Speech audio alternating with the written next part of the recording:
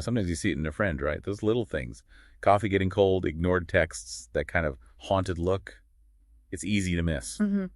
And it's often more than just sadness. We're talking about depression. It affects something like 300 million people across the globe. It's huge. Wow. Yeah. So today we're diving deep. Exactly. Think of this as a lifeline. We want to help you decode those subtle, often silent distress signals. And give you a practical plan, right? Yeah. How to actually help someone. Yes, a plan for helping them, and importantly, a kind of survival kit for you, the person doing the caring. We've pulled all this from some really insightful research. It's tricky, isn't it? Depression can really hide. Sometimes it just looks like laziness or maybe moodiness. Right, but the key difference our sources point out is persistence. We're not talking about a bad day or two. These are changes, emotional, physical, lasting 2 weeks or more. 2 weeks, okay. And they really interfere with daily life. It's not a choice. Well, the sources describe it as the brain's chemistry being hijacked. Hijacked. That's a powerful way to put it. So what does that look like, this sort of emotional earthquake? Well, you might see someone say, I'm fine. But maybe later you hear they were crying alone. Or hobbies they loved, just gathering dust. There's this feeling of, what's the point? Yeah, that apathy. And often intense guilt, like really excessive guilt. Thoughts like, everyone would be better off without me. Concentration tanks, too. Simple decisions feel overwhelming. And it's not just emotional. The body sends signals, too, doesn't it? Absolutely. Sleep patterns can go haywire, maybe only sleeping 3 hours or conversely 15 hours straight. Wow, extremes. And eating habits often change drastically. Forgetting to eat or maybe secret binge eating, plus that constant bone-deep fatigue like trying to move through wet cement, even if they technically slept. Okay, so those are the ongoing signs. But when does it become an emergency? What are the absolute red flags? Immediate action flags, any talk of death or suicide, even things that sound vague like, I just want out, or it would be better if I wasn't here. So take any mention seriously. Any mention. Also, a sudden detachment, giving away things they love, things with meaning, and sometimes, paradoxically, a sudden calm after a real low point. That can be dangerous. Why calm? It might mean they've made a decision, sadly. The cruelest part of depression is it convinces the person they're weak, when really their brain chemistry is off. Yeah. You have to trust the signs, not just the words, I'm fine. Right. Okay, so we see the signs, maybe even the red flags. What's the battle plan? How do we actually help? Let's start with breaking through that isolation. Yeah, that's vital. Don't use platitudes like, but you have so much to live for, that often feels dismissive. So what do you say? Something simple, direct. I see you're fighting something hard. I'm here. I'm not going anywhere.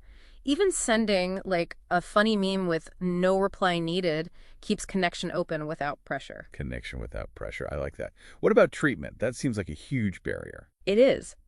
Gently suggesting seeing a doctor or therapist is key. Offer concrete help. Like, hey, maybe we could look up one therapist online together. Or offering practical things like getting a weekly pill organizer if they start meds. Little practical steps. Yes. And be their anchor, not their fixer. You can't make them better, but you can listen, validate their pain. That sounds incredibly hard. I'm here with you.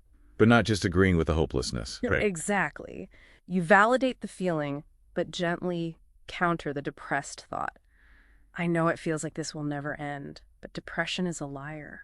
Healing is possible. And sometimes it's about those really small things, those micro rescues. Oh, absolutely. Tiny, tangible offers. Can I just sit with you while you grab a bite? Or even, I'm heading to the store, need anything? Your favorite snacks. Small gestures matter immensely. Okay, but what if? What if they do mention suicide directly? Critical moment. You have to ask directly. Are you thinking about hurting yourself? Do you have a plan? Don't be afraid to ask. Okay. Ask directly. Yeah. Then what? If they have a therapist, call them immediately. If there's immediate danger, call emergency services or a crisis line like 988 in the U.S. Remove anything they could use to harm themselves and stay with them. Don't leave them alone until help arrives. Stay with them. Got it. It's a lot for the person helping, too. It really is. Which brings us to the caregiver's survival kit. You absolutely cannot pour from an empty cup. So important. What does that look like? Setting boundaries is crucial. Maybe it's I'm available to talk between 7 and 9 p.m., but other times my phone goes to voicemail unless it's an emergency. Find your own support. Like support groups. Yes. Groups like NAMI, the National Alliance on Mental Illness, they offer free courses like Family to Family. It helps you understand, cope, and connect with others who get it. You need your own support system. Okay. Boundaries and support. Because this isn't a quick fix. Definitely not. And this is the hard hope they and you need to hear. Depression is a treatable medical condition. It is not weakness. Treatable. That's key. And recovery isn't usually a straight line. There will be ups and downs. Medications, if used, can take maybe 6 to 8 weeks to really show effects. Consistency is everything. Consistency and support. Yes. Yeah. Your consistent, informed support actually helps physically rebuild neural pathways in their brain. It's not just comfort.